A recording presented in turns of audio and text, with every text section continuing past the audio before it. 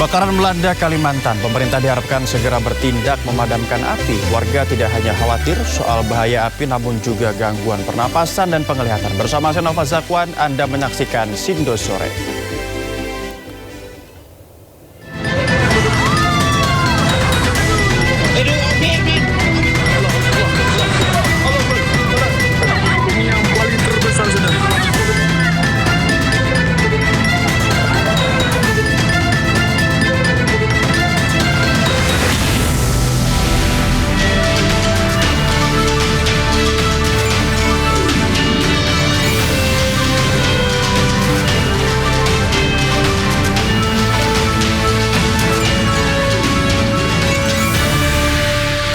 Viral di media sosial, video Camat Lambaleda Utara Agustinus Supratman ngamuk kepada petugas BNPB lantaran jumlah bantuan korban gempa yang diterima tidak sebanyak yang dilaporkan. Peristiwa ini terjadi di posko logistik Damar Kecamatan Lambaleda Utara, Kabupaten Manggarai Timur. Perdebatan bermula ketika petugas BNPB meminta Agustinus menandatangani berita acara serah terima barang. Sementara bantuan yang diterima jumlahnya masih jauh dari yang dibutuhkan warga. Ditambah lagi bantuan yang diterima di posko logistik tidak sebanyak yang disampaikan pejabat BNPB dalam laporan. Agustinus pun meluapkan amarahnya hingga sempat membanting karung beras. Iya, tapi Pak umumnya baik, kita urus masyarakat ini Pak. Pak sudah mulai telepon saya tekan-tekan. Iya, Pak jangan Pak supaya orang dengar di sana Pak bilang Pak banyak bantuan ke sini. Mana ini Pak punya bantuan. Ini Pak punya bantuan ini Pak. 21.171 jiwa. Bantuan terus berdatangan ke posko utama penanganan pasca gempa di Labuan Bajo, Nusa Tenggara Timur. Bantuan dari berbagai pihak dikumpulkan di posko ini sebelum didistribusikan. Bantuan kemanusiaan untuk pengungsi korban bencana gempa Nusa Tenggara Timur diangkut menggunakan truk dan dikumpulkan di posko utama di Labuan Bajo. Bantuan berasal dari berbagai institusi dan lembaga termasuk BNPB, TNI, dan Presiden. Bantuan yang disalurkan mulai dari tenda darurat, kebutuhan pangan, dan kebersihan pengungsi. Pasca gempa yang terjadi seminggu lalu, pengungsi dan pemerintah setempat masih mengeluhkan distribusi bantuan yang belum merata.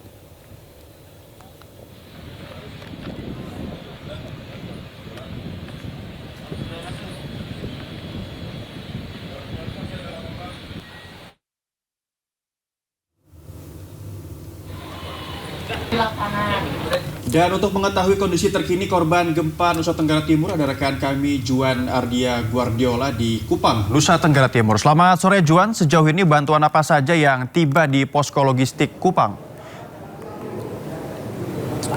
Ya, selamat sore Noval. Saat ini saya berada di Lanut Eltari, Kupang, Nusa Tenggara Timur, di mana ini menjadi tempat untuk Satgas UD, posko Satgas UD, penanganan bencana alam yang terjadi di Provinsi NTT.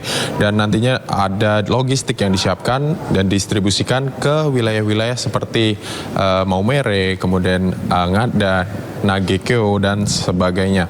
Dan untuk mengetahuinya, kami juga telah berada di posko Satgas UD yang saat ini tampaknya sedang ada kegiatan aktivitas untuk berkoordinasi terkait dengan penyaluran bantuan dan juga distribusi khususnya melalui jalur udara. Dan mungkin kita akan berbincang langsung dengan Kadisop yakni Kolonel Pas Sulistyo Utomo sebagai Kadisop Lanut Eltari. Selamat sore Pak. Izin. Selamat sore Mas. Ya. Bagaimana Pak kabarnya Pak? Alhamdulillah sehat selalu.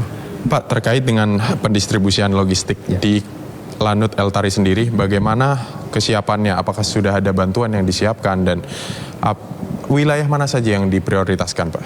Oke, terima kasih Mas.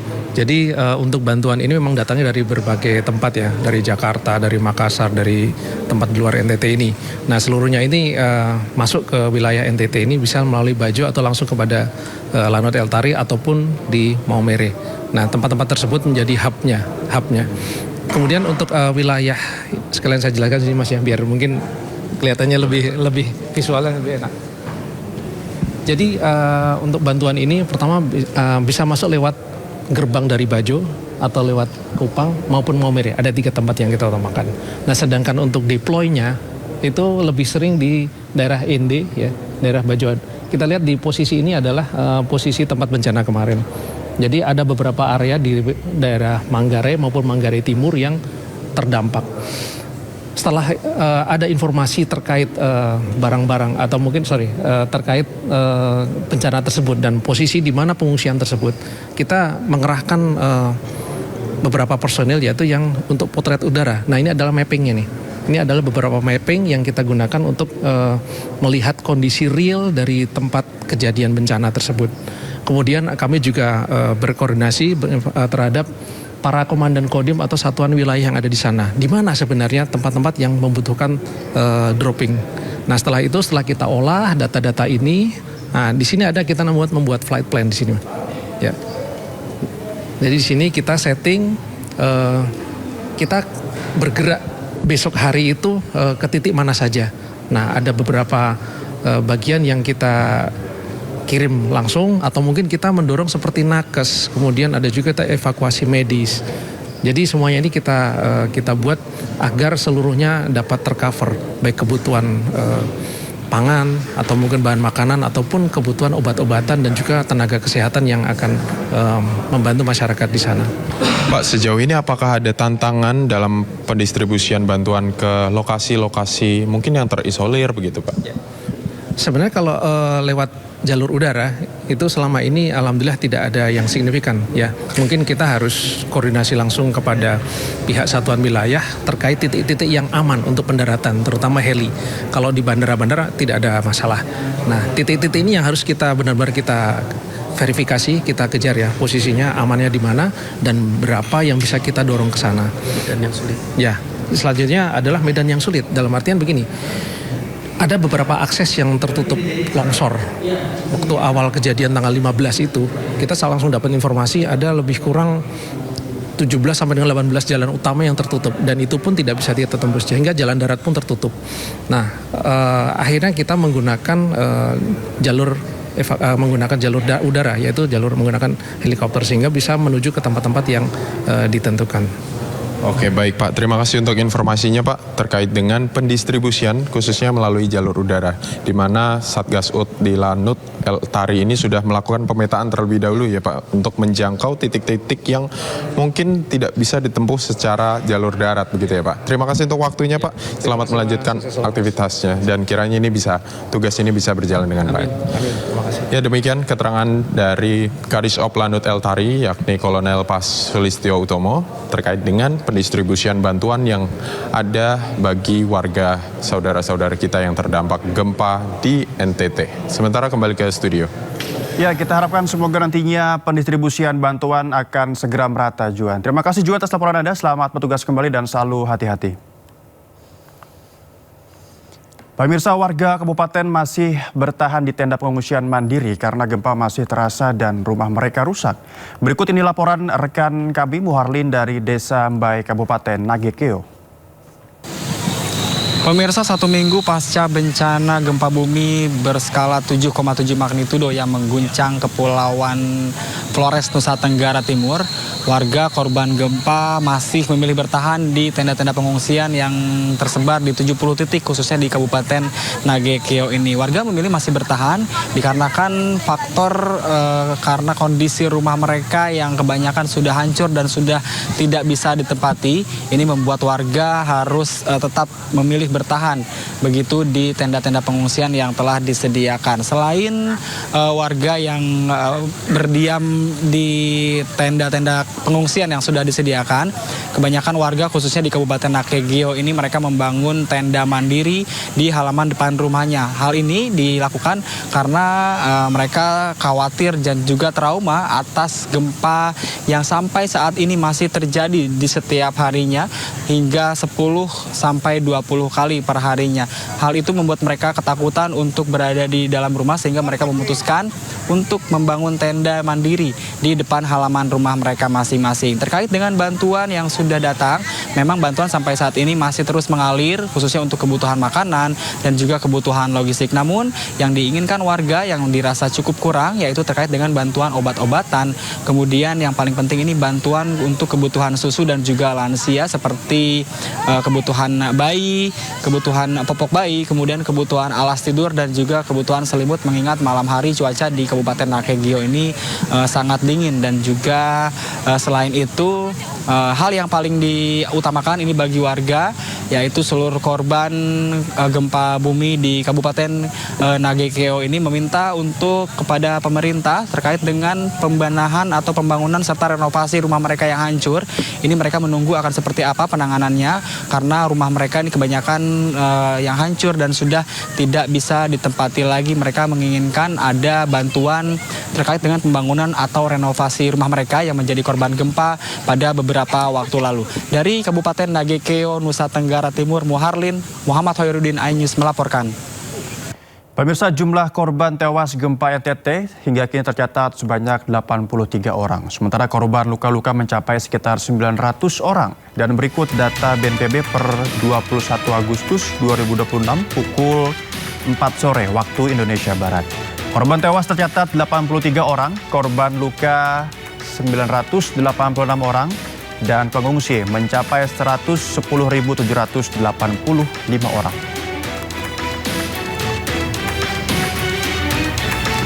Sementara itu pemirsa, rumah rusak sebanyak 44.946 unit.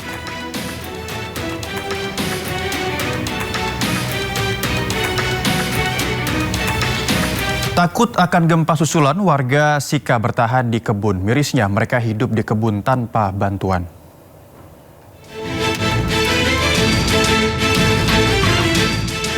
Ratusan warga di Kecamatan Talibura, Kabupaten Sika, Nusa Tenggara Timur bertahan di kebun-kebun warga dan tidak berani kembali ke rumah karena takut gempa susulan. Warga memutuskan untuk mengungsi ke kebun karena rumah mereka berada di pesisir pantai. Warga menempati tenda darurat, tidur beralaskan tikar dan kardus bekas. Selama ini untuk kebutuhan makanan, warga kembali ke kampung untuk mengambil bahan makanan dan dimasak di kebun. Kami masih takut. Masih trauma. Iya. Mama, untuk kebutuhan ini mama mereka butuhkan sekarang apa? Makanan, minuman, obat, popok anak-anak. Warga yang memilih bertahan di bukit dan kebun bukan tanpa alasan. Gempa yang mengguncang NTT beberapa waktu lalu telah meninggalkan trauma mendalam. Namun mereka yang bertahan dengan kondisi seadanya tetap berharap ada bantuan dan perhatian dari pemerintah. Dari Sika, Nusa Tenggara Timur, Joni Nura, iNews melaporkan. Tim SAR gabungan dikerahkan mengevakuasi jenazah relawan kemanusiaan yang gugur saat membantu penanganan jenazah pasca gempa NTT. Ahmad Zaki meninggal dunia akibat kelelahan saat mendistribusikan bantuan dari Reo, Kabupaten Manggarai, menuju Desa Satar Padut, Kabupaten Manggarai Timur, Jumat petang. Kantor SAR Maumere bersama seluruh unsur SAR mengerahkan helikopter Basarnas untuk mengevakuasi jenazah keluar dari lokasi yang sulit dijangkau. Setelah dievakuasi, jenazah diterbangkan menuju Bandara Komodo Labuan Bajo, lalu dibawa ke RSUD Pratama Komodo untuk pemulasaran jenazah sebelum diterbangkan ke rumah duka di Jakarta. Bela sungkawa yang mendalam terhadap keluarga korban, di mana korban adalah relawan kemanusiaan. Pada saat kejadian yang bersangkutan dalam rangka pendistribusian logistik dari Reo menuju ke Lambaleda. Kemudian di perjalanan beliau merasa kondisinya kurang baik, sehingga memerintahkan kepada rekannya menghentikan kendaraan logistik tersebut, dibantu karena untuk melepaskan jaket maupun helm. Dalam kondisi tersebut rekannya membantu, namun korban tidak sadarkan diri dan dibawa ke puskesmas terdekat, yaitu di Dempak. Pada saat pemeriksaan dari dokter di Dempak, korban dinyatakan meninggal dunia. Menteri Perdagangan Budi Santoso pastikan pemerintah menjaga kelancaran pasokan dan distribusi bahan kebutuhan pokok ke wilayah terdampak gempa bumi di Nusa Tenggara Timur. Budi mengungkapkan pihaknya telah melakukan identifikasi lapangan terhadap sejumlah sarana perdagangan di NTT. Salah satu temuan utamanya adalah kerusakan. Selain fokus pada perbaikan sarana, Budi menegaskan prioritas utama saat ini adalah memastikan arus barang ke NTT tidak terganggu. Kemendak telah berkoordinasi dengan distributor dari daerah penyangga untuk mengirimkan pasokan ke NTT. Budi ingin memastikan pasokan barang-barang ke NTT berjalan dengan baik dan sudah koordinasi dengan dinas dan distributor pemasok di luar NTT seperti dari NTB atau Jawa Timur. Kita ingin memastikan bahwa pasokan barang-barang ini berjalan dengan baik. Nah, kita sudah koordinasi dengan dinas dan distributor pemasok di luar NTT. Ya, jadi misalnya NTB atau Jawa Timur. Selain itu, pemirsa, Menteri Pertanian Andi Amran Sulaiman memastikan kebutuhan pangan masyarakat korban gempa Nusa Tenggara Timur aman dengan stok mencukupi hingga setahun ke depan. Bersama jajaran terkait, Kementerian Pertanian melepas truk bantuan berisi beras, minyak goreng, mie instan, gula, dan kebutuhan pangan lainnya menuju titik-titik terdampak. Menteri Amran menjelaskan stok beras di Nusa Tenggara Timur yang mencapai sekitar 39.000 ton dinilai sangat mencukupi untuk memenuhi kebutuhan sekitar 34.000 pengungsi. Bahkan bisa mencukupi hingga 1 tahun ke depan. Saat meninjau langsung lokasi terdampak di NTT, Mentan Amran menegaskan bantuan pangan harus bergerak cepat dan tidak boleh terhambat proses administrasi. Mentan Amran menegaskan bahwa dalam kondisi bencana, faktor kemanusiaan harus menjadi prioritas. Oleh sebab itu, pemerintah daerah diminta tidak ragu mengajukan kebutuhan masyarakat dan bantuan dapat segera dikeluarkan tanpa menunggu proses administrasi yang panjang. Kami turun ke titik bencana tadi, kami melihat langsung, bahkan ada minta 20 ton, kami berikan 200 ton. Jadi insya Allah aman. Kami hitung 34.000 pengungsi. Ya, kebutuhan berasnya itu dihitung 300 ton per bulan. 300 ton, stok kita di sini 39.000 ton. Jadi nggak ada masalah. Berasnya sampai 1 tahun aman. Sebagai bentuk kepedulian terhadap masyarakat terdampak gempa bumi di NTT, Kodam Jaya mengirim bantuan kemanusiaan melalui posko bencana di Lanut Halim Perdana Kusuma. Bantuan dihimpun Kodam Jaya sebagai bentuk solidaritas dan kepedulian terhadap masyarakat terdampak gempa di NTT. Bantuan dalam bentuk beras, mie instan, makanan siap saji, sarden, gula pasir, minyak goreng, biskuit hingga susu. Di luar itu, Kodam Jaya juga memberikan bantuan pembalut, popok bayi, sabun selimut, pakaian, terpal alas, serta obat-obatan. Menurut Pangdam Jaya, Jayakarta Letjen TNI Dedi Suryadi, bantuan diharapkan dapat meringankan beban warga terdampak gempa di NTT. Kodam Jaya berkomitmen selalu hadir bersama masyarakat bantuan dari Jakarta untuk NTT, membawa pesan semangat kemanusiaan dan gotong royong selalu menyatukan bangsa.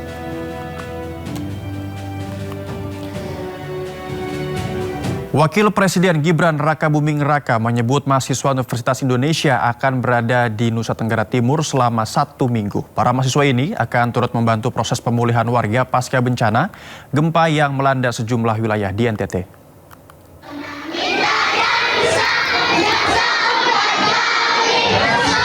Sejumlah mahasiswa yang diajak Gibran saat meninjau kondisi pasca bencana di Nusa Tenggara Timur disebut akan memberikan bantuan psikologis bagi anak-anak terdampak gempa.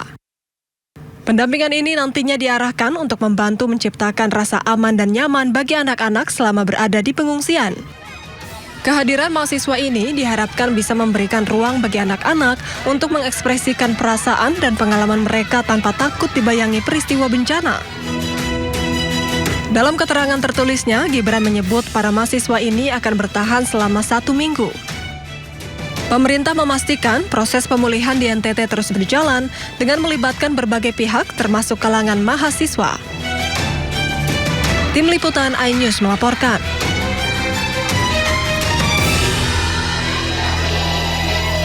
Komisi 5 DPR RI mendorong percepatan sejumlah bantuan tanggap darurat bagi korban gempa Nusa Tenggara Timur, termasuk pemulihan infrastruktur bagi masyarakat terdampak. Anggota Komisi 6 DPR RI, Sujatmiko, menegaskan pemerintah juga harus secepatnya fokus terhadap perbaikan dan pemulihan infrastruktur, termasuk infrastruktur penghubung antar wilayah dan juga perbaikan hunian yang rusak berat hingga ringan akibat gempa 7,7 magnitudo. Sujatmiko menambahkan warga terdampak bencana sangat membutuhkan bantuan tanggap darurat selain sembako dan bahan pangan. Warga korban gempa juga membutuhkan air bersih untuk kebutuhan sehari-hari. Yang pertama tadi pusat pemerintahan itu harus ditangani. Yang kedua hunian sementara. Ya, hunian sementara ini harus dibuat sesegera mungkin seperti itu. Jadi tidak bisa berlama-lama di tenda, ya kan. Sekarang banyak sekali masyarakat yang di tenda. Tapi hunian sementara ini dari Kementerian PKP sudah menyiapkan dan Kementerian PU juga sudah menyiapkan. Setelah itu baru nanti hunian tetap yang akan dibangun oleh Kementerian PKP. Kita ke informasi lain, pemirsa. Wali Kota Surabaya Eri Cahyadi mengamuk ke seorang warga saat menertibkan pemilahan sampah liar di Surabaya, Jawa Timur. Meski demikian, warga tersebut akhirnya mengakui kesalahannya.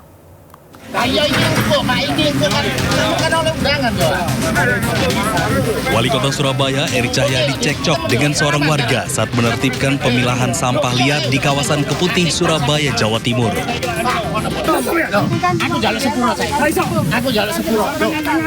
Bahkan Eri Cahyadi sempat tersulut emosi dan ngamuk karena warga tersebut ngotot jika pemilihan sampah tersebut sah dan sesuai aturan serta mengancam akan membawa permasalahannya ke hukum. Pak, masukkan pidana dia. Sudah semua berhenti.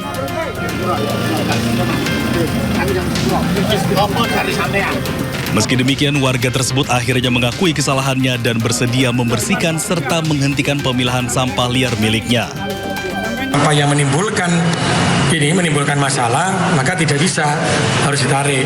Dan di situ akhirnya mengatakan ini tanah. Setelah saya sampaikan, ini terkait pidana kalau sampah. Ternyata dia mengatakan bahwa saya selesaikan dalam 1 hari selesai. Wah, ya saya mohon maaf, namanya manusia ya langsung saya bilang, wah kalau begitu selesaikan, kalau tidak saya masukkan penjara. Penertiban pemilahan sampah liar ini berawal dari laporan warga yang menyebut adanya pencemaran bau maupun udara akibat aktivitas tersebut. Dari Surabaya, Jawa Timur, Yuda Prawira, iNews melaporkan. Memasuki hari ke-11, petugas gabungan masih bertahan di lokasi kebakaran tempat pembuangan akhir Ciniruh di Kuningan, Jawa Barat. Pola penanganan pemetaan drone thermal membuat kobaran api berangsur padam, meski asap pekat masih mengepung lokasi. Kobaran api nyaris meludeskan TPA di Desa Ciniruh, Kecamatan Jalaksana, Kuningan berangsur padam. Pada hari ke-11, kobaran api sudah berhasil dipadamkan. Namun asap pekat masih menyelimuti sebagian gunungan sampah seluas 5,5 hektar persegi. Suhu panas berada di atas 80 derajat Celcius, turun hingga 60 derajat Celcius. Dan hingga kini Dinas Lingkungan Hidup belum dapat mengungkap pemicu kebakaran hebat TPA Ciniruh. Banyaknya sampah kering disertai angin kencang membuat kobaran api cepat membesar dan menyebar ke gunungan sampah. 11 hari pemadaman mengakibatkan banyak petugas pemadam kebakaran kelelahan dan mengalami gangguan kesehatan. Dan sejauh ini tidak ada laporan terkait gangguan kesehatan pada warga. Bisa. Terapi. Kalau udah kekumpul.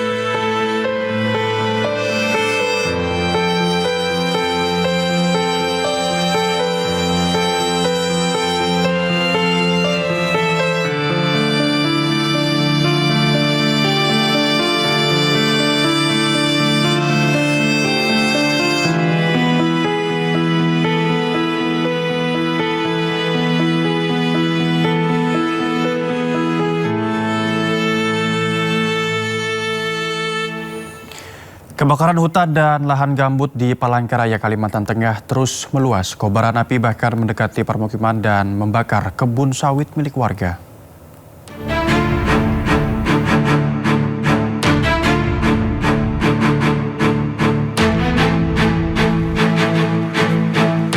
Kebakaran hutan dan lahan gambut di wilayah Kota Palangkaraya, Kalimantan Tengah terus meluas. Cuaca panas disertai angin kencang dan kondisi lahan yang kering membuat api cepat menjalar. Kebakaran bahkan mendekati permukiman dan turut membakar kebun sawit milik warga di Jalan Yosudarso, Kecamatan Jekan Raya, Palangkaraya. Petugas pengendalian kebakaran hutan dan lahan atau Dalkarhutla, Dinas Kehutanan Provinsi Kalimantan Tengah, berupaya memadamkan api serta bara di lahan gambut yang masih menyala agar kebakaran tidak semakin meluas. Menurut petugas, kebakaran lahan ini telah berlangsung selama beberapa hari. Upaya pemadaman terkendala minimnya sumber air akibat musim kemarau. Untuk mendukung proses pemadaman, petugas mendatangkan mobil tangki ke lokasi kebakaran. Mungkin sekitar 200 titik lah. Di Kota Palangkaraya? Kota Palangkaraya. Masih terbakar? Masih. Kebakaran lahan juga menyebabkan kabut asap pekat menyelimuti kawasan jalan protokol di Yosudarso, ujung Palangkaraya. Kondisi tersebut mengganggu jarak pandang pengendara dan berdampak terhadap aktivitas warga. Kabut asap pekat juga dikhawatirkan mengancam kesehatan masyarakat. Terganggu banget, Pak. Terganggunya gimana? Mata pedas, ini. Terus anak-anak sekolah juga pakai masker semuanya. Sampai anak saya sakit tuh, di rumah ada satu. Berdasarkan data BPBD Kota Palangkaraya, total luas hutan dan lahan yang terbakar kini mencapai 263,85 hektar. Kebakaran tersebut tersebar di 4 wilayah kecamatan dengan total 300 kejadian. Dari Palangkaraya, Kalimantan Tengah, Ade Sata, Anyus melaporkan. Presiden Prabowo Subianto Sabtu siang tiba di Kalimantan untuk langsung melihat lokasi kebakaran hutan di Kubu Raya, Kalimantan Barat. Presiden Prabowo Subianto didampingi Seskap Teddy Prasetyo Hadi, Panglima TNI dan Kapolri mendatangi salah satu titik kebakaran hutan di Desa Limbung, Sungai Raya. Prabowo meminta laporan terkini dari pejabat setempat dan juga melihat proses pemadaman api yang dilakukan tim pemadam BNPB. Berdasarkan laporan BNPB, ada 198 titik api dan asap terpantau berada di Kalimantan Barat yang perlu penanganan segera. Sementara lebih dari 3.000 titik lainnya sudah mulai berasap. Sebelumnya, Presiden Prabowo Subianto memimpin rapat terbatas penanganan Karhutla di Posko Satgas Udara Lanut, Supadio, Kalimantan Barat. Rapat dihadiri sejumlah pimpinan kementerian, lembaga pemerintah pusat, serta pimpinan dan perwakilan dari unsur pemerintah daerah. Dalam rapat, Prabowo meminta laporan situasi terkini penanganan Karhutla.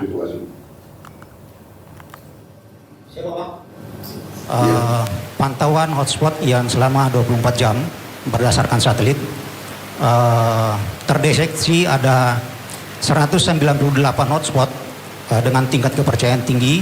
Ini artinya dengan tingkat kepercayaan tinggi ada titik api dan asap yang terjadi di wilayah Kalimantan Barat.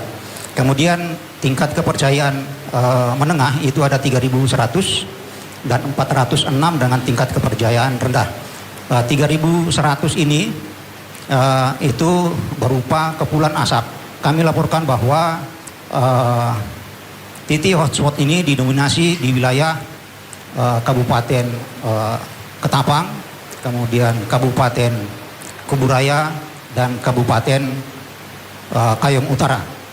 Di wilayah sektor selatan, kemudian di wilayah timur juga Kabupaten Sanggau, Sintang, dan Sambas. Kebakaran hutan di Kalimantan semakin meluas. Kini kebakaran sudah mencapai jalan antar provinsi. Kebakaran yang terjadi pada Jumat 21 Agustus kemarin membakar area hutan di tepi jalan antar provinsi di daerah Laing Anggang, Banjarbaru, Kalimantan Selatan. Gambar yang diunggah oleh akun X @VR ini menunjukkan sejumlah truk terpaksa balik arah karena asap akibat kebakaran semakin menebal. Kebakaran hutan di Kalimantan Selatan semakin mengkhawatirkan. Warga pun mendesak pemerintah untuk segera memadamkan api. Iya, kebakaran hutan dan lahan di sejumlah titik di Kalimantan semakin memprihatinkan. Selain berdampak pada kerusakan alam, asap yang menyelimuti Kalimantan mulai menimbulkan masalah pernapasan bagi warga. Kita akan membahasnya bersama Divisi Advokasi dan Kampanye Walhi Kalimantan Barat, Indra Syahnanda. Selamat sore Mas Indra, kabar baik Mas Indra? Ya, selamat sore. Kalau untuk pribadi baik, tapi untuk di Kalimantan Barat asap masih mengepul di Kalimantan Barat di kategori tidak sehat dan berbahaya. Iya, Mas Indra, di masa sekarang kita sudah bisa memantau suhu curah hujan, kelembapan sampai hotspot lewat satelit pun bisa gitu. Tapi kenapa Karhutla ini masih sulit diprediksi berdasarkan pengamatan dari Mas Indra? Iya, sebetulnya Karhutla itu bisa diprediksi gitu ya. BMKG selalu mengeluarkan rilis sebetulnya setiap bulan atau setiap minggu gitu ya. Prediksi cuaca di Kalimantan Barat itu seperti apa? Itu bisa dilihat. BMKG kan selalu merilis. Sebetulnya pemerintah bisa mengambil langkah tegas sebetulnya ketika BMKG merilis bahwa seminggu ke depan atau sebulan ke depan akan mengalami kemarau yang panjang gitu, panas gitu ya.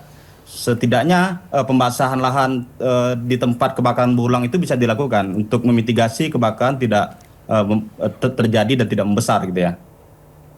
Iya, Mas Indra, ini kalau dari riset Mas Indra sendiri, kenapa kebakaran di Kalimantan ini justru terpusat di Kalimantan Tengah dan juga Kalimantan Barat? Walaupun kita tahu memang di beberapa wilayah lainnya ada kebakaran juga, tapi kenapa titik yang paling besar itu ada di Kalimantan Tengah dan juga Kalbar, Mas Indra?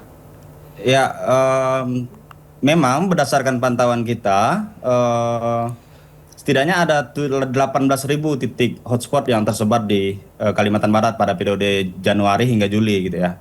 Dengan luas indikatif kebakaran 38.000 hektar yang kita catat hingga hari ini.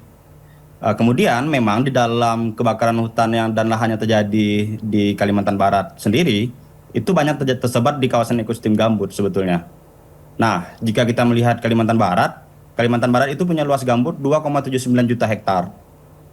Nah, kebakaran yang terjadi di dalam gambut ini pasti ada faktor pemicu gitu ya. Jadi kita lihat memang kita sekarang menghadapi fase El Nino dan cuaca yang cukup ekstrim, tetapi di kawasan ekosistem gambut yang ada di Kalimantan Barat itu sudah dibebankan oleh izin-izin korporasi di dalamnya. Setidaknya ada 135 izin perusahaan sawit, kemudian 25 izin PBPH, kemudian 123 izin IUP tambang. Nah, izin-izin ini dari pantauan kita dari kebakaran besar di tahun 2015 hingga hari ini kita pantau di lapangan, masih banyak perusahaan-perusahaan yang melakukan pembukaan terhadap ekosistem gambut tersebut, kemudian mereka tidak mengelola tata kelola air mereka, sehingga gambut ini menjadi rentan terbakar. Ya, mengapa saya bilang lebih mudah rentan terbakar? Ya, gambut ini kan memiliki sifat yang unik gitu ya, lembab, basah gitu ya, seperti rawa. Nah, ketika dia dibuka, dia akan kehilangan fungsinya. Nah, gambut ini kan ketika musim hujan, dia akan menyerap air dalam jumlah yang cukup besar dan menyimpan air itu dalam kubah-kubah gambut. Nah, ketika musim kemarau, dia akan melepaskan air itu secara perlahan supaya gambut itu tidak kering dan tidak mudah terbakar gitu ya. Nah, ketika gambut itu dibuka dan dibangun kanal, nah gambut-gambut ini akan menjadi rusak dan kehilangan fungsinya. Dan maka dari itu gambut-gambut ini menjadi rentan terbakar. Dan ketika kebakaran gambut ini terjadi, apinya tidak di atas sebetulnya. Dia apinya terus mengejar ke bawah gitu ya, ke dalam dia larinya, tidak ke atas. Jadi untuk pemadaman juga menjadi sulit. Jadi yang keluar itu bukan api tapi asap yang terus keluar dari kebakaran yang terjadi yang membesar ini gitu ya. Iya, Mas Indra, ini kalau kita lihat berdasarkan kontur tanah di Kalimantan yang tadi Anda sampaikan bahwa tanah sana lahannya lahan gambut seperti itu dan lebih berpotensi kebakaran seperti itu. Lantas upaya seperti apa yang sekiranya paling efektif untuk mengatasi kebakaran di lahan gambut, Mas Indra? Ya, sebetulnya kalau untuk mengatasi kebakaran di lahan gambut, ya yang pertama memang sebelum gambut itu terbakar, kita jangan pernah buka gambut-gambut yang ada di Kalimantan Barat ataupun seluruh Indonesia gitu ya. Karena gambut ini sangat rentan mengalami kebakaran. Jika sudah dibuka, dia akan kehilangan fungsinya. Jika tidak ingin gambut-gambut ini terbakar, pemerintah harus melakukan pemulihan terhadap gambut-gambut yang sudah rusak ini. Dulu kita punya BRGM yang melakukan pemulihan terhadap gambut, tetapi ya sampai sekarang gambut-gambut itu juga tidak pernah terpulihkan sepenuhnya gitu ya. Dan sebetulnya pembangunan infrastruktur pembasahan gambut juga menjadi penting sebetulnya di kawasan-kawasan gambut yang terbakar berulang setiap tahunnya. Nah, dulu zamannya BRGM, Badan Restorasi Gambut dan Mangrove, itu pernah membangun infrastruktur pembasahan gambut.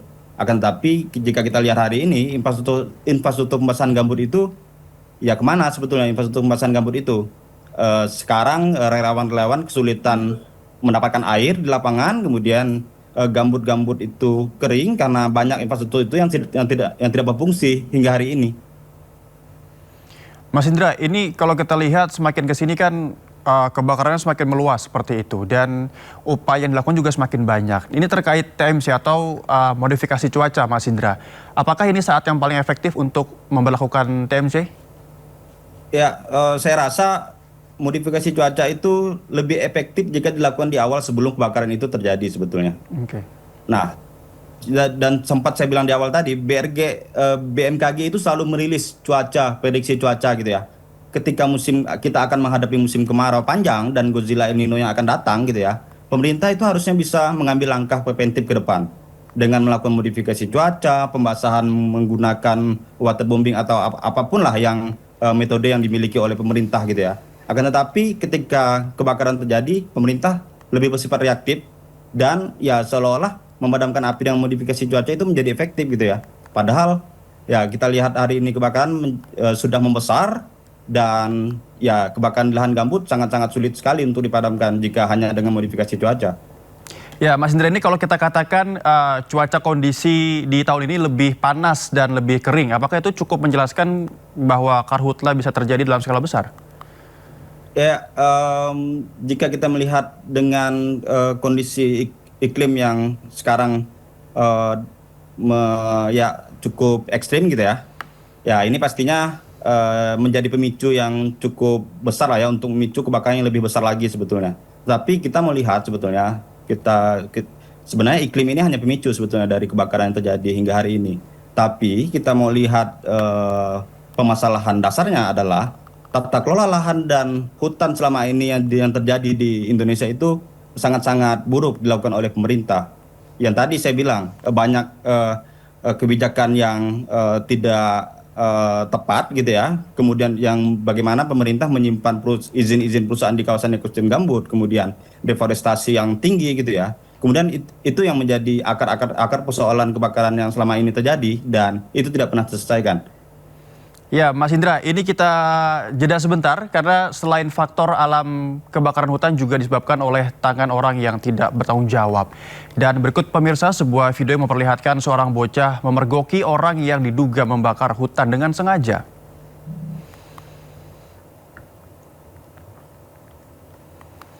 Ya, jadi pemirsa, video ini diambil seorang bocah di Jalan Kalibata, ujung Kota Palangkaraya, Kalimantan Tengah, di mana seorang bocah sempat bertanya kepada salah satu orang yang baru saja keluar dari hutan. Bocah itu bertanya di mana titik apinya karena ia melihat kobaran api di tengah hutan. Namun si bapak tadi mengelak dan menjawab tidak ada dengan nada yang sedikit tinggi.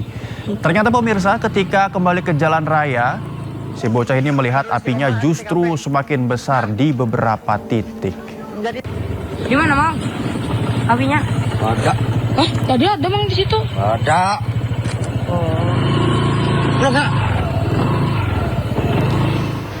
Sementara itu, Polres Berau, Kalimantan Timur menangkap pria berinisial BS yang diduga sebagai pelaku pembakaran hutan. Pelaku membakar hutan di Kampung Kasai seluas 12 hektar lahan.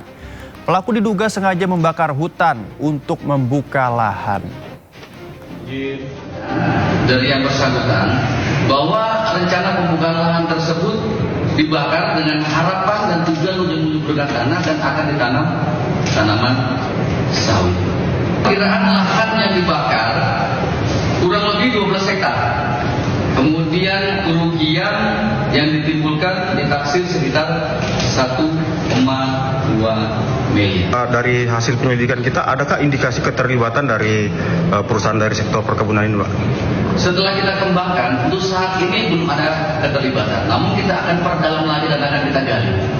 Sehingga kita harapkan betul-betul nanti apabila ada orang di belakang atau otak daripada diberikan perintah, kita bisa lakukan penindakan juga. Apakah Anda sudah melakukan pemanggilan sebagai saksi dari pihak perusahaan, Pak? Sudah, kita sudah lakukan pemanggilan. Kita sedang dalam. Siap, makasih. Di Kalimantan pemirsa, aksi pembakaran lahan juga terekam jelas kamera CCTV di Belitung Timur. Nah, 2 orang yang berboncengan ini membakar lahan kering yang berada di tepi jalan Flamboyan 3 Desa Padang, Kabupaten Belitung Timur. Usai menyulut lahan kering dengan api, mereka langsung meninggalkan api yang semakin membesar. Akibatnya, hutan dan lahan seluas 1.200 meter persegi hangus terbakar. Untungnya, petugas damkar dengan sigap memadamkan api sehingga kebakaran tidak semakin meluas.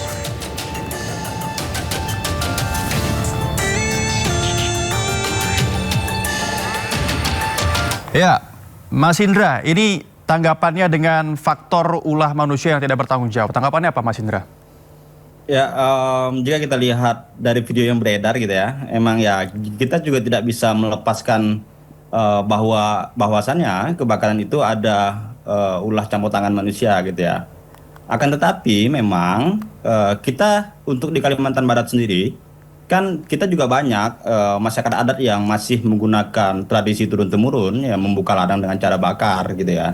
Jadi kita juga tidak ingin masyarakat kita di Kalimantan Barat, masyarakat adat khususnya yang masih menggunakan kearifan lokal dalam membuka lahan itu ditangkap, kemudian dikambing hitamkan terkait situasi yang ada saat ini gitu ya. Jadi juga banyak pernyataan pemerintah yang menyalahkan aturan pembakaran lahan tidak lebih dari 2 hektar dan menyalahkan aktivitas peladangan yang selama ini menggunakan cara bakar dalam praktik-praktiknya gitu ya. Dan ini sebenarnya tidak kita inginkan sebetulnya. Ya kalau ada oknum yang membakar sengaja, kita juga mau lihat, juga mau tahu sebetulnya kepentingan oknum tersebut siapa sebetulnya. Terus kemudian siapa di baliknya sebetulnya. Dan ini sebetulnya harus dikejar oleh aparat penegak hukum gitu ya. Jangan sampai untuk di Kalimantan Barat sendiri, jangan sampai peladang-peladang kita kemudian yang disasar, kemudian yang ditangkap kemudian. Iya, Mas Indra, ini terkait masyarakat adat, apakah ada barrier ataupun juga ada batasan terkait berapa hektar lahan yang harus dibatasi? Ada nggak, Mas? Ya, dalam aturan Undang-Undang PPLH, kemudian memang kita ada aturan memang dilarang membakar, pengecualian untuk masyarakat adat yang masih menggunakan kearifan lokal dan cara-cara tradisional gitu ya. Itu tidak lebih dari 2 hektar dengan mengikuti prosedur yang sudah ditetapkan gitu ya. Jadi masyarakat adat sendiri membuka ladang itu secara gotong royong sebetulnya, Mas. Dan ini cara-cara yang sangat baik dan efektif yang dilakukan oleh masyarakat adat. Mereka membuat sekat bakar, mereka membawa peralatan lengkap untuk memadamkan api gitu ya. Saya rasa prosedur ini sudah diikuti masyarakat adat dalam melakukan pembukaan lahan. Jadi potensi untuk api membesar atau terbang ke lokasi lain itu sangat-sangat kecil gitu ya. Karena dilakukan dengan cara yang sangat-sangat baik dan sangat-sangat mengikuti prosedur lah. Iya. Mas Indra, ini Wahli punya data nggak untuk perbandingan terkait penyebab kebakaran di Indonesia lebih besar karena faktor alam atau ulah manusia? Ya, untuk sekarang kita masih belum punya perbandingan data yang seperti itu. Tetapi jika kita mau lihat faktornya, ya alam itu hanya sebagai pemicu sebetulnya. Tetapi kita mau lihat lagi sebetulnya, Mas. Tata kelola dan kebijakan yang selama ini diberikan yang dilakukan oleh pemerintah, apakah sudah tepat dan apakah sudah mengakomodir kepentingan rakyatnya gitu ya. Kami rasa selama ini negara sudah gagal dan lalai gitu untuk memastikan rakyatnya terlindungi dari paparan asap, dan ya negara sudah lalai juga memastikan rakyatnya terlindungi gitu ya. Iya, ini untuk ganjarannya atau juga hukum yang berlaku bagi orang yang tidak bertanggung jawab membakar lahan ini apa, Mas, kalau boleh tahu? Ya, kalau untuk hukuman ya kita serahkan ke aparat penegak hukum lah ya, pastinya. Ya, aparat penegak hukum pastinya punya aturan lah yang untuk menghukum para pembakar itu. Tapi kita mau tantang juga nih pemerintah, berani nggak nyasar ke perusahaan yang lahan-lahannya terbakar gitu ya. Jangan hanya menyasar ke masyarakat kecil yang dia hanya memanfaatkan lahannya untuk bertani dan lain-lain gitu ya, seperti peladang dan lain-lain gitu ya. Jangan itu yang disasar. Tapi ini banyak sekali nih titik hotspot yang kita temukan di dalam perusahaan. Bagaimana respon pemerintah terkait ini? Apakah mereka berani menindak perusahaan tersebut atau mencabut izinnya gitu ya? Ya, dengan masih adanya beberapa pihak yang tidak bertanggung jawab membakar lahan, artinya apakah ini membuktikan pengawasannya lemah, Mas Indra? Ya, yang pertama memang jika kita lihat hingga hari ini sebetulnya yang pertama memang pengawasan ya cukup lemah dari pemerintah gitu ya. Sama memang selain pengawasan lemah, pemerintah tidak pernah melakukan evaluasi terhadap perusahaan-perusahaan yang terbakar tadi sebetulnya. Evaluasi menjadi penting sebetulnya untuk dilakukan guys, karena temuan kita banyak sekali perusahaan-perusahaan yang tidak mematuhi mandatori yang sudah ditetapkan oleh pemerintah. Aturan-aturannya sudah jelas, PP 57 itu sudah jelas ada gitu ya. Kalau bukan di lahan gambut itu mereka harus mengatur tata kelola air dan lahan gambut di wilayah konsesi mereka, tetapi itu tidak pernah dilakukan. Pemantauan kita setiap tahun kita selalu melakukan pemantauan dan ya hasilnya kita tidak temukan ada kepatuhan yang dilakukan oleh perusahaan-perusahaan tersebut. Mas Indra, ini upaya dari Walhi terhadap isu karhutla ini dan apa saja dan seberapa efektif upaya tersebut? Ya, yang pertama kita sekarang ada membentuk koalisi di Kalimantan Barat untuk penanganan karhutla gitu ya. Saat ini teman-teman relawan juga sedang melakukan pemadaman api di lapangan gitu ya, karena kebakarannya masih sangat besar dan personil di lapangan juga masih banyak yang kurang gitu. Jadi kita mencoba menggalang dukungan untuk melakukan pemadaman api di lapangan. Ya, selain itu memang kita sekarang sudah menggalang donasi dan kita punya satu rumah aman asap untuk korban-korban yang memang ya untuk anak-anak, ibu perempuan lansia gitu ya, atau ibu-ibu hamil, kemudian korban yang punya riwayat penyakit itu ya, kita akan tampung di rumah aman asap kita untuk sementara. Karena kebakaran sekarang sudah sangat besar dan sangat meluas, dan melihat kondisi udara yang ada sekarang ya kami rasa hanya itu yang bisa kami lakukan untuk merespon cepat bencana geologis yang terjadi sekarang. Ya, Mas Indra, ini terakhir saran bagi masyarakat ataupun juga pihak yang masih tidak bertanggung jawab membakar lahan, apa sarannya, dan juga terhadap pemerintah sarannya apa untuk kedepannya tidak terjadi karhutla terulang, Mas Indra? Ya, jika karhutla ini tidak ingin terjadi berulang gitu ya. Yang pertama, negara harus merespon cepat sebetulnya. Ketika BMKG merilis cuaca gitu ya, pemerintah harus siaga dan melakukan pembahasan terhadap lahan-lahan yang memang terbakar berulang setiap tahunnya gitu ya.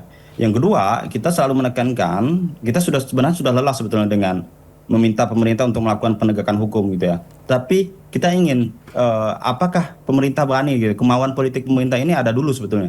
Apakah mereka berani gitu ya untuk melakukan penegakan terhadap perusahaan-perusahaan yang selama ini memang menjadi penyumbang kebakaran dan asap yang terus berulang di Kalimantan Barat, apalagi di Indonesia gitu ya. Yang ketiga sebetulnya ada perusahaan yang terbakar berulang, tapi jangan hanya disanksi administratif, tapi pemerintah harus berani mencabut perusahaan-perusahaan tersebut. Karena ini sudah merupakan kejahatan sebetulnya. Asapnya sudah bukan lagi ke Kalimantan Barat atau ke Indonesia, tapi sudah terbang ke negara tetangga gitu, sudah sampai ke Malaysia gitu ya. Iya, Mas Indra, ini kita tentu berharap semoga kedepannya tidak terjadi karhutla lagi dan juga bencana karhutla di Kalimantan ataupun juga wilayah Indonesia yang berpotensi ini tidak ada lagi. Terima kasih Mas Indra Syahnanda, Divisi Advokasi dan Kampanye Walhi Kalimantan Barat atas waktunya bersama kami di Sindo Sore. Sehat selalu, Mas. Ya, baik, sama-sama. Pemirsa, kita ke info selanjutnya. BNPB melakukan operasi udara dan darat untuk menangani kebakaran hutan dan lahan di 6 provinsi prioritas. Operasi udara dan darat dilakukan di 6 provinsi prioritas dalam penanganan karhutla, yaitu Riau, Jambi, Sumatera Selatan, Kalimantan Selatan, Kalimantan Tengah, dan Kalimantan Barat. Operasi udara turut didukung dengan operasi modifikasi cuaca, pemadaman melalui waterbombing, serta patroli dalam pengendalian karhutla. Selain itu, BNPB juga terus memantau perkembangan titik panas sebagai bagian dari sistem pemantauan Karhutla.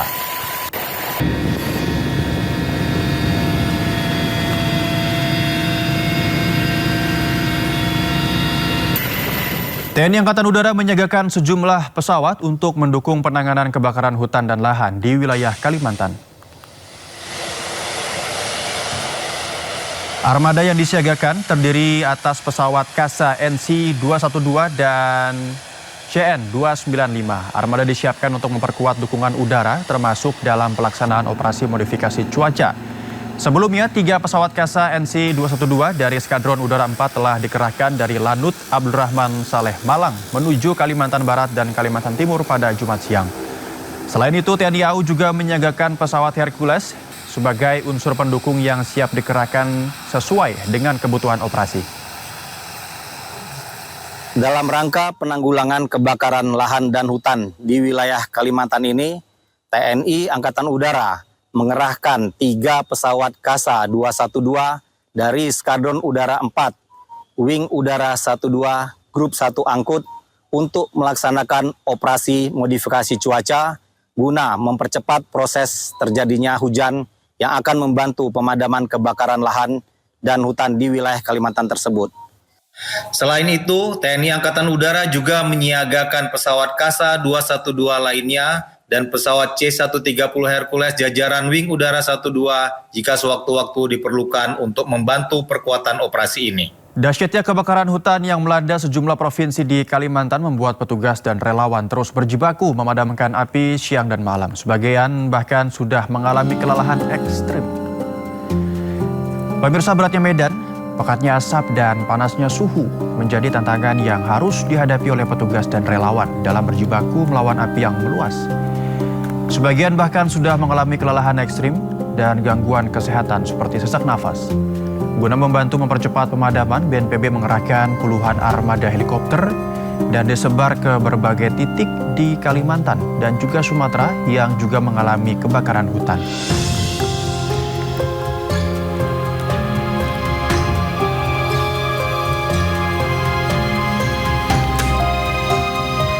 Akibat kebakaran hutan di Kalimantan, kualitas udara di Kalimantan menjadi buruk. Berdasarkan halaman indeks standar pencemar udara, terungkap wilayah Kalteng indeks udara sebesar 261. Bersumber dari halaman indeks standar pencemar udara ISPU mengatakan lingkungan hidup dan kehutanan pagi tadi terungkap indeks kualitas udara di Kalimantan Tengah sebesar 261.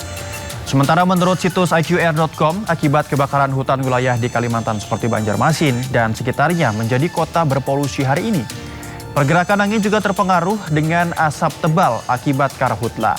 Polusi parah ini sangat berbahaya bagi kesehatan pernafasan warga.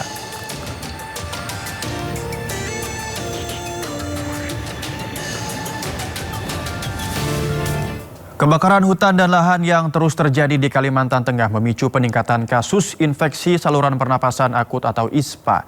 Hingga pertengahan Agustus 2026, jumlah kasus ISPA di Kalteng telah mencapai lebih dari 70.000 kasus dengan jumlah tertinggi tercatat di kota Palangkaraya.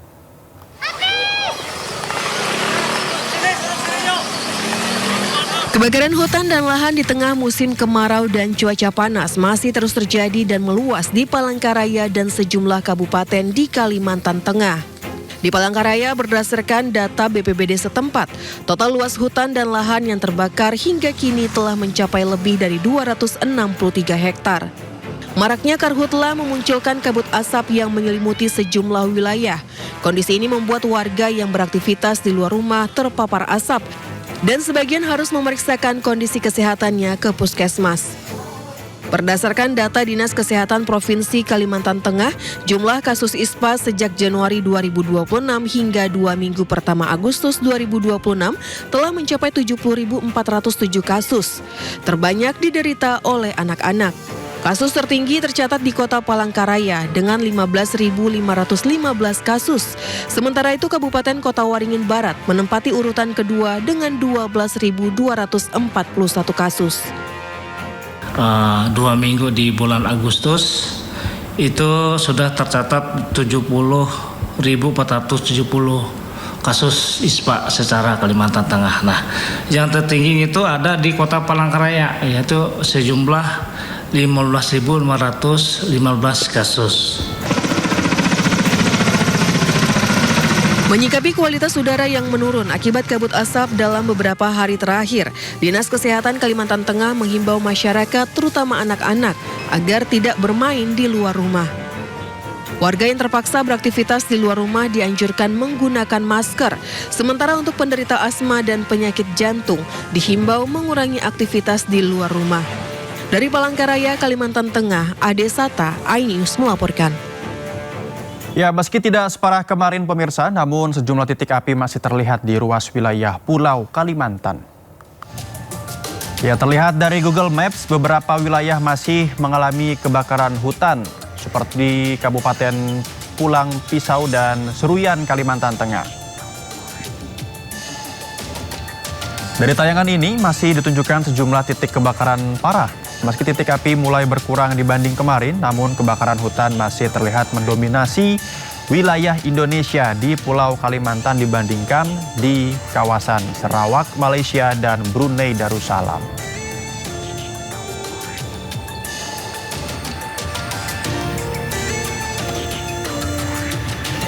Asap kebakaran hutan lahan yang melanda Kalimantan mulai mempengaruhi kawasan negara tetangga di ASEAN. Sarawak, Malaysia menutup ratusan sekolahnya akibat asap mengganggu udara. Asap karhutla Kalimantan Barat menyebar ke Sarawak, Malaysia hingga kualitas udara memburuk. Pemerintah menutup sekolah 591 sekolah dari 10 distrik selama 2 hari ini. Penutupan sekolah sementara ini diberlakukan sambil memantau perkembangan kualitas udara asap dari kebakaran hutan di Kalimantan. Kebijakan ini diberlakukan karena 200.000 murid sekolah di Sarawak, Malaysia terpapar kualitas udara buruk akibat asap karhutla.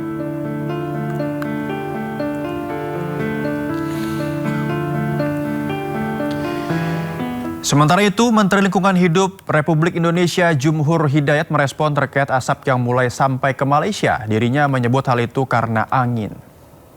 Kebakaran hutan sudah sampai Malaysia seperti apa? Sarawak. Ya, kebetulan anginnya memang agak mengarah ke sana waktu itu. Tapi suka bolak-balik gitu. Tapi sekarang mitigasi dan pemadaman terus-terusan kerja keras mereka. Kita berdoa akan kerja keras. Pemirsa, di tengah kebakaran hutan yang melanda, beberapa sungai di Kalimantan dilaporkan menyusut di tengah cuaca panas.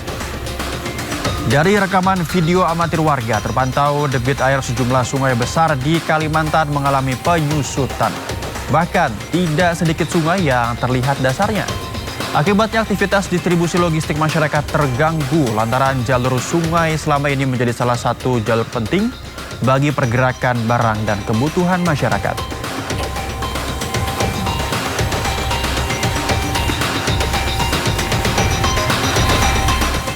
Sholat istisqa atau sholat minta hujan digelar pemerintah Kabupaten Berau, Kalimantan Timur bersama warga. Sholat digelar sebagai bentuk ikhtiar dan doa agar hujan segera diturunkan di tengah kebakaran hutan akibat kemarau yang panjang. Ratusan orang dengan khusyuk menjalani rangkaian sholat istisqa di halaman Masjid Agung Baitul Hikmah Tanjung Redep Berau pada Kamis siang. Sholat istisqa sendiri merupakan sholat sunnah yang dilaksanakan ketika masyarakat mengalami kekurangan air akibat kemarau. Cuaca panas disertai kabut di wilayah Berau sudah berlangsung hampir 1 bulan. Jemaah memohon kepada Sang Maha Kuasa agar diberikan rahmat berupa turunnya hujan. Dan hingga saat ini kebakaran hutan serta lahan di Berau semakin masif. Titik lokasi kebakarannya menyebar di beberapa wilayah yang mencapai 118 hektar.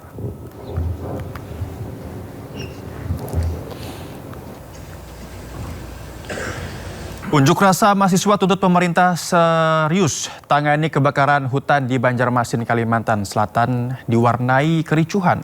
Mahasiswa memberikan batas waktu 2 pekan pada pemerintah untuk menyelesaikan persoalan karhutla.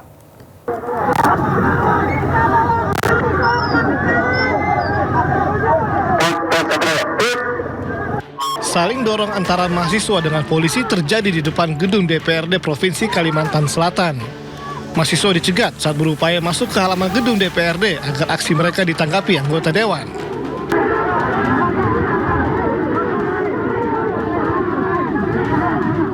Ratusan mahasiswa dari sejumlah perguruan tinggi yang tergabung dalam aliansi BEM se-Kalsel berunjuk rasa mengkritisi penanganan kebakaran hutan dan lahan yang dinilai belum maksimal dan mengancam kesehatan masyarakat.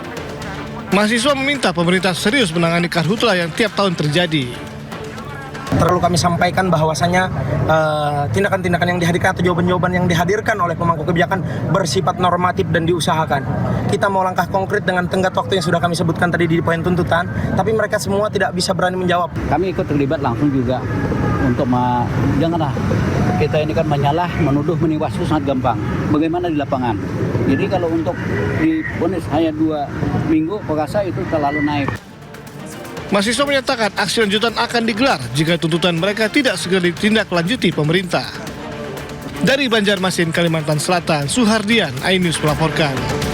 Pemirsa, masih dalam rangkaian perayaan HUT ke-81 Republik Indonesia, anak-anak sekolah antusias mengunjungi Gebiar Merdeka Nusantara di Bekasi, Jawa Barat. Mereka tidak hanya menikmati hiburan, tetapi juga mendapat kesempatan naik langsung kendaraan tempur milik TNI. Ya, Gebiar Merdeka Nusantara berlangsung 21 hingga 25 Agustus 2026 dengan berbagai kegiatan untuk masyarakat. Panser Anoa menjadi salah satu daya tarik sekaligus sarana bagi anak-anak dan generasi muda untuk mengenal alutsista TNI lebih dekat. Antusiasme pengunjung terlihat saat mereka bergantian menaiki Panser Anoa. Sebagian anak-anak, pengalaman ini menjadi kesempatan untuk melihat lebih dekat kendaraan yang selama ini hanya mereka kenal dari berita atau televisi.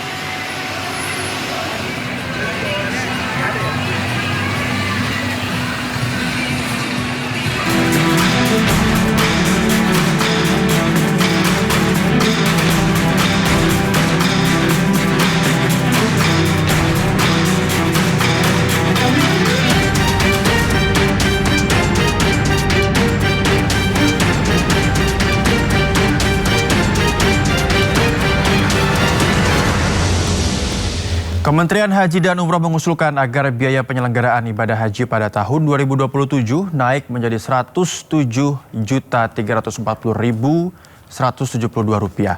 Jemaah haji akan membayar biaya perjalanan ibadah haji sebesar Rp42.936.000. Sisanya akan dibayarkan dari nilai manfaat yang dikelola Badan Penyelenggara Keuangan Haji. Kementerian Haji dan Umroh mengusulkan agar biaya penyelenggaraan ibadah haji pada tahun 2027 naik menjadi Rp107.340.172. Nantinya jemaah haji akan membayar biaya perjalanan ibadah haji sebesar Rp42.936.068 dan sisanya dibayarkan dari nilai manfaat yang dikelola BPKH. Menteri Haji dan Umroh Irfan Yusuf menyampaikan uang yang dibayarkan jemaah adalah untuk penerbangan dari embarkasi ke Arab Saudi dan akomodasi selama di Mekah. Sedangkan sisa 60% yang dibayarkan nilai manfaat terdiri dari komponen pelayanan akomodasi, pelayanan konsumsi, pelayanan transportasi, pelayanan di Arafah, Musdalifah, dan Mina. Komponen BPIH untuk tahun 1448 Hijriah atau 2027 Masehi, pemerintah mengusulkan rata-rata BPIH per jemaah sebesar Rp107.340.172,02 dengan komposisi BPIH sebesar Rp42.936.068,81 atau sebesar 40% dan nilai manfaat sebesar Rp64.404.103,21 atau sebesar 60%. Irfan menjelaskan BPIH yang diusulkan pemerintah naik karena pemerintah Arab Saudi menghapus layanan di tingkat D. Ia menyebutkan jemaah haji akan naik kelas ke layanan C yang lebih nyaman, sehingga harganya juga mengalami penyesuaian. Selain peningkatan layanan, situasi ekonomi global juga berpengaruh terhadap perubahan biaya haji.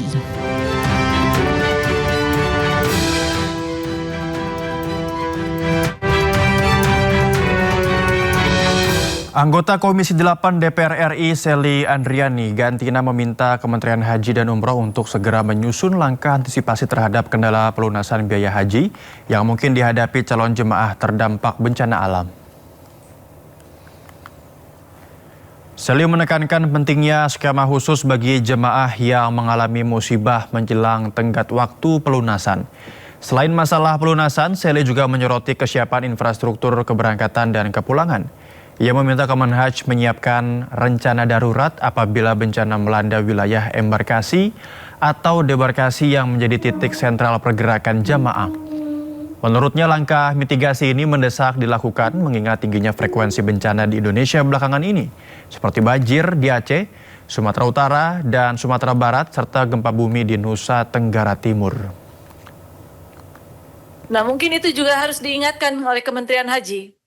Apabila menjelang pemberangkatan haji, ternyata bencana mengalami juga di auzubillahimindzalik, mudah-mudahan tidak terjadi lagi. Tetapi harus dibuat skema. Menjelang pelunasan haji, terjadi kebencanaan, bagaimana antisipasi kita terhadap skema pelunasan haji. Nah, mungkin itu juga harus diantisipasi oleh Kementerian Haji. Yang kedua, apabila terjadi bencana, dan itu terjadi di embarkasi dan debarkasi, yang akan memberangkatkan jemaah haji kita, apa yang harus dilakukan oleh Kementerian Haji? Nah, ini juga harus diantisipasi oleh Kementerian Haji. Indonesia dan Jerman terus memperkuat hubungan ekonomi melalui pengembangan kerjasama di sejumlah sektor strategis. Menko Perekonomian menjelaskan upaya memperkuat investasi dari Jerman didorong mulai dari investasi energi terbarukan, semikonduktor hingga pendidikan vokasi. Dalam pertemuan tertutup antara delegasi pemerintah Jerman dengan Menko Perekonomian Erlangga Hartarto, Indonesia mendorong sejumlah proyek potensial di sektor energi terbarukan serta penguatan rantai nilai industri semikonduktor untuk menjadi tujuan investasi Jerman ke depannya. Selain itu, kerjasama pendidikan vokasi turut menjadi perhatian dikarenakan Jerman dinilai memiliki keunggulan dalam pengembangan pendidikan berbasis keterampilan. Seperti diketahui, Jerman merupakan salah satu mitra penting Indonesia dan telah banyak berkontribusi dalam pertumbuhan ekonomi dengan lebih dari 250 perusahaan asal Jerman telah menjalankan bisnis serta beroperasi di Indonesia dengan total investasi kumulatif sepanjang 2021 hingga 2026 mencapai 1,23 miliar dolar Amerika. Hampir 4 billion US dollar, dan tadi disampaikan kepada Menteri Commerce bahwa kita akan ada rapat untuk terus bagaimana kita bisa meningkatkan proyek-proyek green energy ini untuk bisa mendapatkan akses pembiayaan termasuk juga dari KfW. Dan kalau kita ketahui bahwa Jerman mempunyai keunggulan di bidang riset terapan, precision manufacturing, standar industri, dan inilah yang kita ingin kerjasamakan dalam pertemuan-pertemuan berikutnya. Sementara itu, Menteri Federal untuk Kerjasama Ekonomi dan Pembangunan Jerman, Rim Alabali Radovan, menegaskan komitmen negaranya untuk memperkuat kerjasama ekonomi dan pembangunan dengan Indonesia. Menurutnya, pelaku usaha Jerman memiliki peluang besar untuk berkontribusi dalam pembangunan berkelanjutan di Indonesia.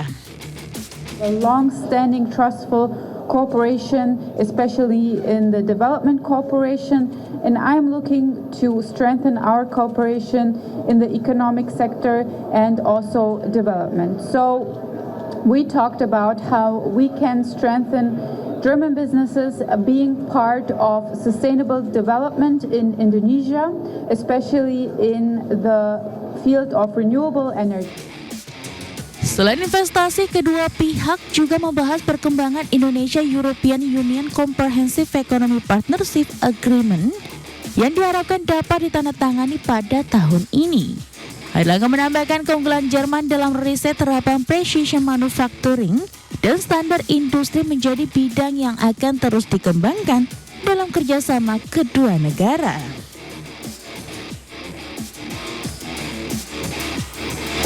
Selanjutnya pemirsa, Menteri Energi dan Sumber Daya Mineral Bahlil Lahadalia mendorong semua pemangku kepentingan untuk mempercepat pembangunan pembangkit panas bumi atau PLTP. di mana potensi energi berbasis panas bumi atau geotermal di Indonesia cukup besar.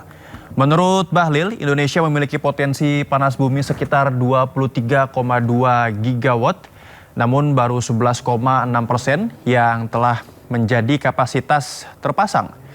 Pemerintah kini mendorong percepatan pengembangan melalui pembenahan regulasi, insentif, dan penegasan kepada pengembang agar konsesi yang sudah diperoleh tidak berhenti tanpa realisasi proyek.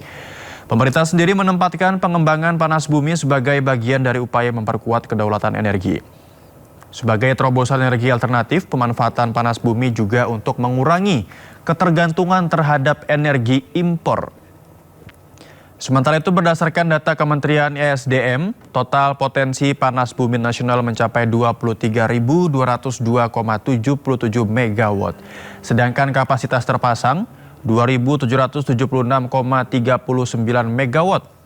Sekitar 88,4% potensi tersebut masih belum tergarap.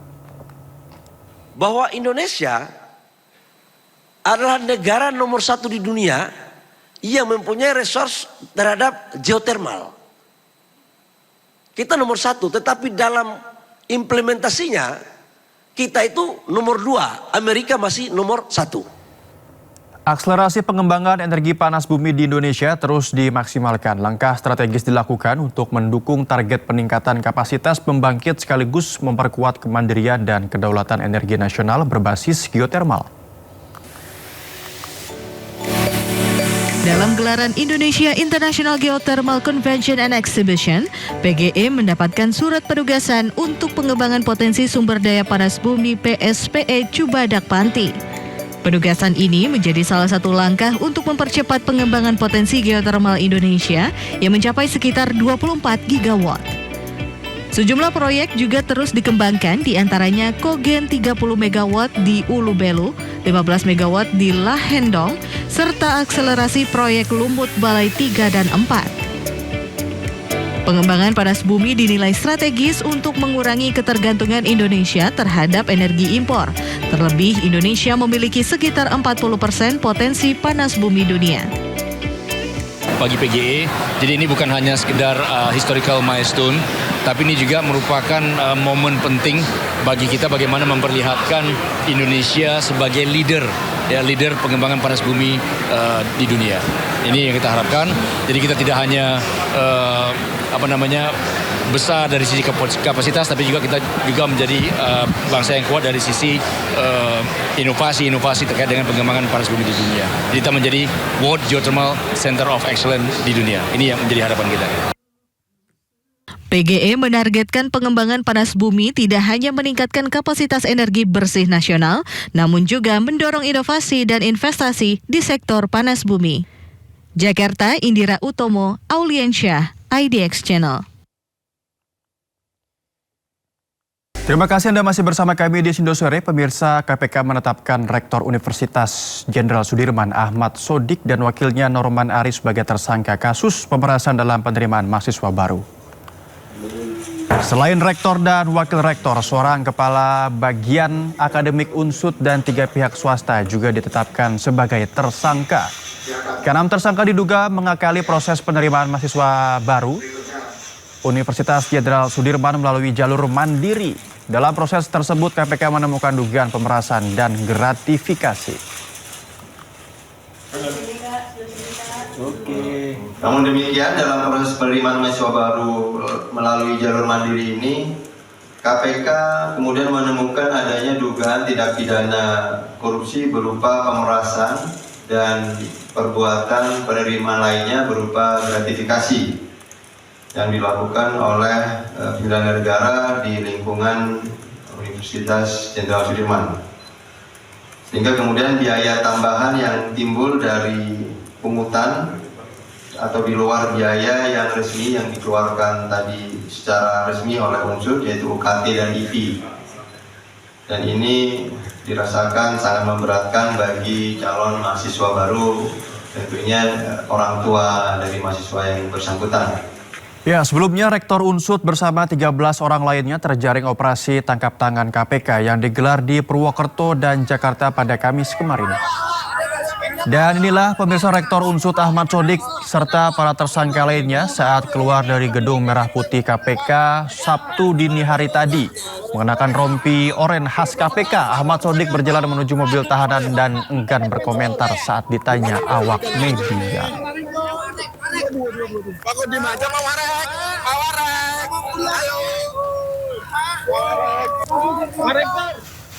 Dalam operasi senyap di hari Kamis kemarin, KPK mengamankan barang bukti uang tunai senilai ratusan juta rupiah. KPK mengungkapkan Rektor Unsud melalui perantara meminta orang tua yang ingin anaknya masuk Fakultas Kedokteran Unsud untuk menyiapkan uang sebesar 650 juta rupiah, pemirsa.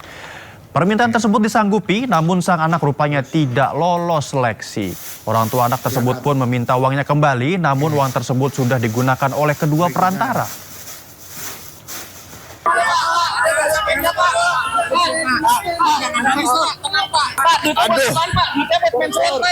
Gimana pendidikan maju ini?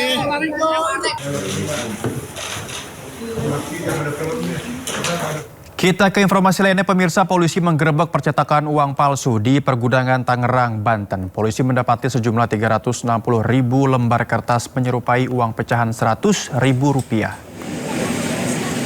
Polisi menggerebek gudang di wilayah BSD Tangerang, diduga digunakan sebagai tempat produksi uang palsu bernilai 6 miliar rupiah. Para pelaku ditangkap sejak Jumat malam saat sedang memproduksi uang palsu.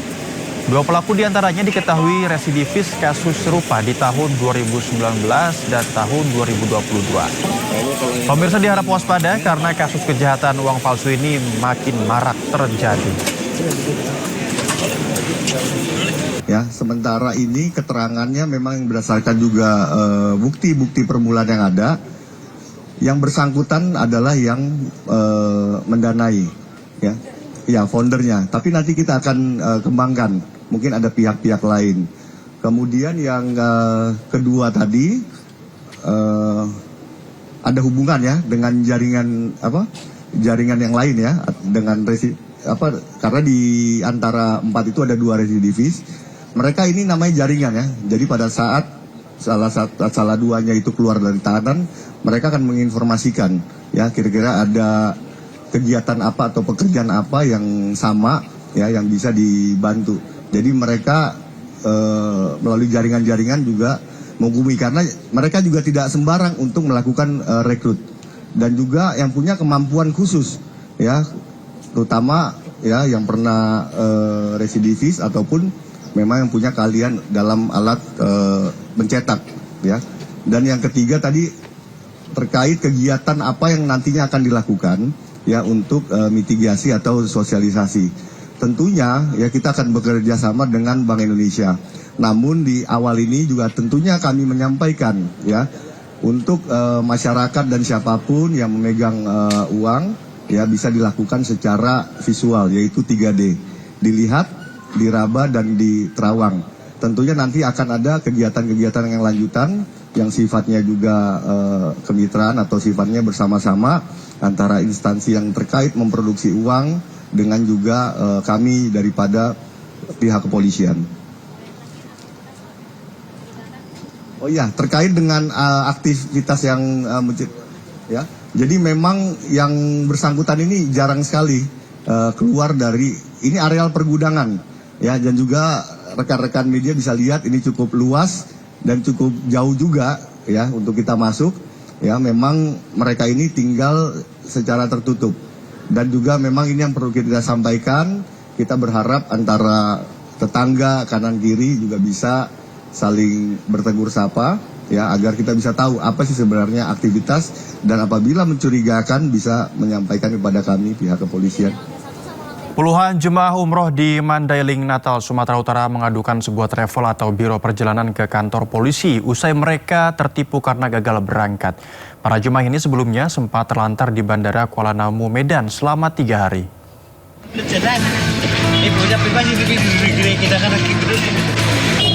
30 jamaah umroh asal Kabupaten Mandailing, Natal, Sumatera Utara resmi melaporkan agen travel Sultan Andalus Harmain ke Polres Madinah.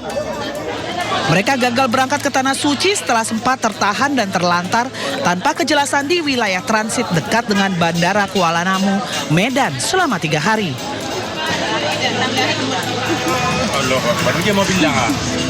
Sebagian jemaah jatuh pingsan hingga tidak bisa membendung kesedihan lantaran gagal berangkat umroh. Seharusnya 30 jamaah umroh ini berangkat ke Tanah Suci pada 18 Agustus lalu. Namun ternyata tiket pesawat mereka tidak disediakan oleh pihak travel. Kemudian saat berusaha menghubungi pihak travel yang bersangkutan, pimpinan travel menghilang, lari dari tanggung jawab. Tanggal 17 lah pula, tanggal 17 kami sampai ke Medan Pak. Memang Pak yang punya travel Pak nggak bisa dihubungi gitu? Nggak dapat dihubungi. Oh, jadi orang Bapak gimana lah waktu itu, terlantar gitu? Ya bantu-bantuan apa lah, kalau cuman apa pula, semalam dibantu kata siapa, Ustaz pembimbing kami, dikirim istrinya katanya untuk itu badan hukumnya ada, tapi izin dari kementerian tentang untuk PPIU-nya belum ada sampai sekarang. Makanya mungkin kalau kita simpulkan bahwasanya khusus untuk ilmu umroh itu belum ada mungkin izin. Kalau belum ada izin tuh gimana tuh apanya? Bodong atau gimana? Bodong lah itu.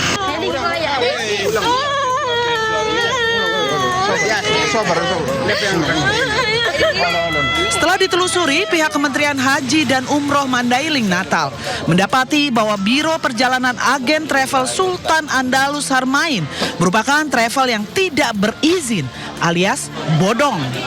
Kementerian Haji dan Umroh turut serta melaporkan pihak travel ke polisi sembari meminta pimpinan travel segera mengembalikan uang para jamaah. Dari Mandailing Natal, Sumatera Utara, Ahmad Hussein Lubis, iNews melaporkan. Tim gabungan BNN RI, BNNP Kepri, Bea Cukai Batam, dan Polda Kepri mengamankan kapal berbendera Tanzania di perairan utara Karimun, Kepulauan Riau. Kapal yang diawaki 10 warga Myanmar ini diduga membawa narkoba jenis sabu cair. Oke, thank you. Terima kasih. Penangkapan kapal MV Ocean Porter berbendera Tanzania di perairan utara Karimun menjadi hasil patroli intensif tim gabungan. 10 kru warga Myanmar ditangkap untuk menjalani pemeriksaan.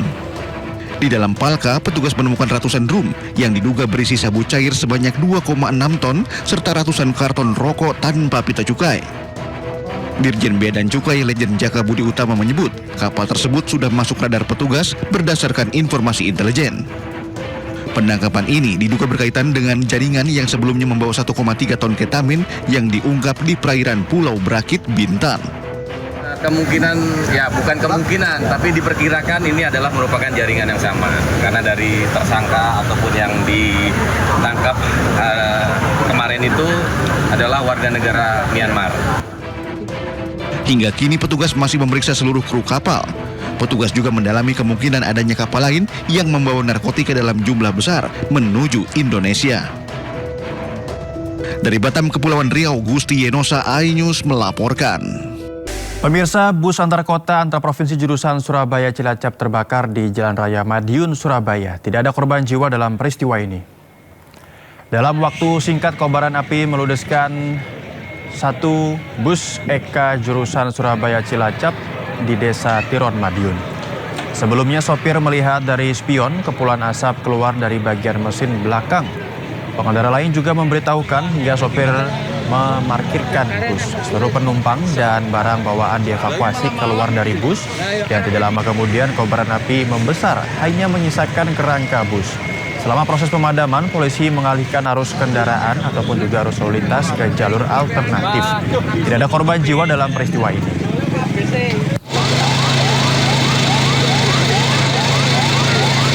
Pemirsa, saatnya kita simak pantauan arus lalu lintas sore hari ini. Kami telah terhubung dengan Brigadir Treslinda dari NTMC Polri yang kini berada di kawasan Patung Kuda, Jakarta Pusat. Selamat sore Brigadir Treslinda, bagaimana pantauan arus lalu lintas dari tempat Anda melaporkan sore hari ini?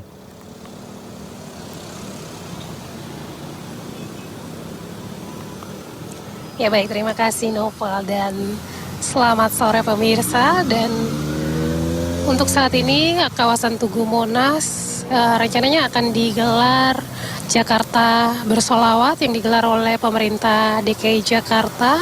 Rencananya akan dilaksanakan pada pukul 18.00 yang dimulai dengan ibadah zikir dan juga sebelumnya akan ada sholat maghrib berjamaah.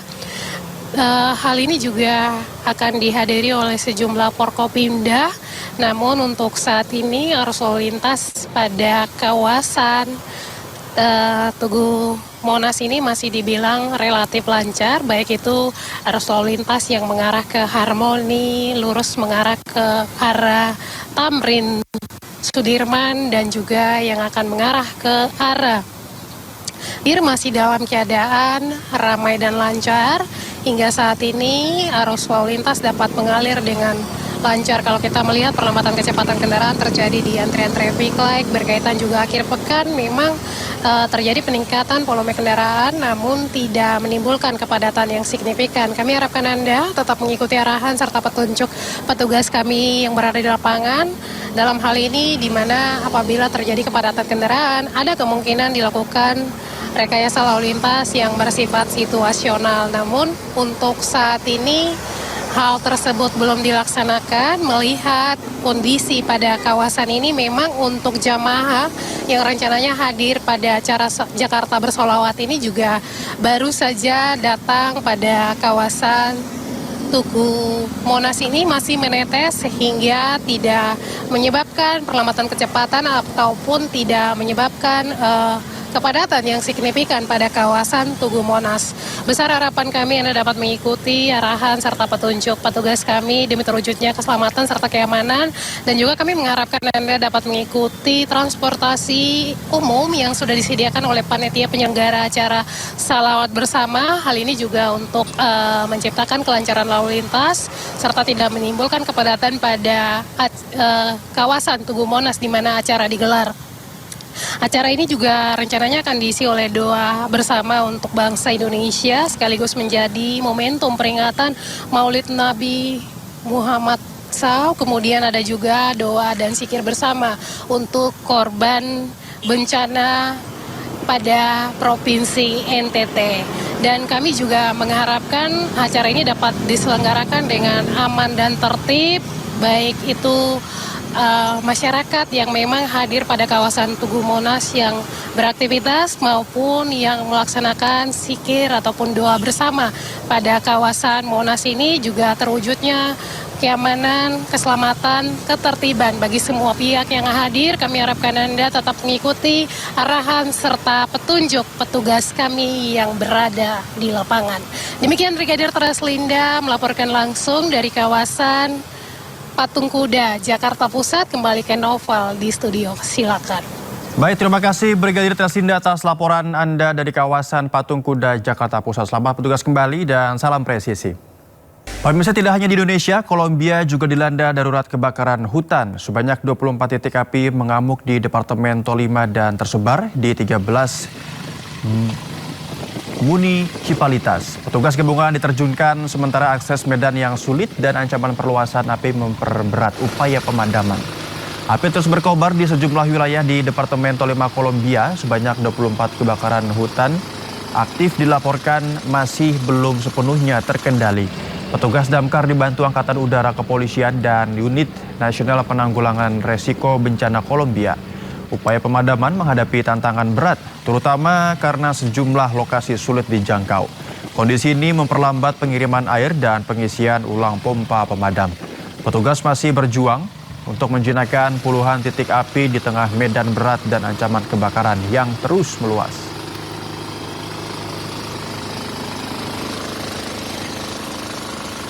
Gempa bumi berkekuatan magnitudo 7,2 mengguncang wilayah Peru bagian selatan. Guncangan terasa di sejumlah wilayah dan memicu longsor di kawasan pegunungan Andes.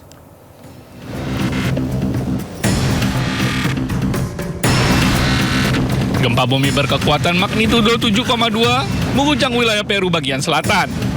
Berdasarkan laporan Institut Geofisika Peru, pusat gempa berada sekitar 35 km di utara Cora. Provinsi Parinacocas, wilayah Ayacucho dengan kedalaman 108 km. Getaran kuat juga memicu longsor di sejumlah kawasan pegunungan Andes. Kondisi ini menambah dampak gempa, terutama di wilayah yang berada di kawasan perbukitan dan pegunungan. Pemerintah setempat meminta bantuan untuk menangani dampak gempa. Badan Pertahanan Sipil Peru mengimbau masyarakat tetap tenang dan berada di lokasi yang aman. Warga juga diminta mewaspadai kemungkinan terjadinya gempa susulan. Israel kembali melancarkan serangan udara menargetkan Lebanon Selatan, Kfar Roumaneh, dan dataran tinggi Ali Al-Taher.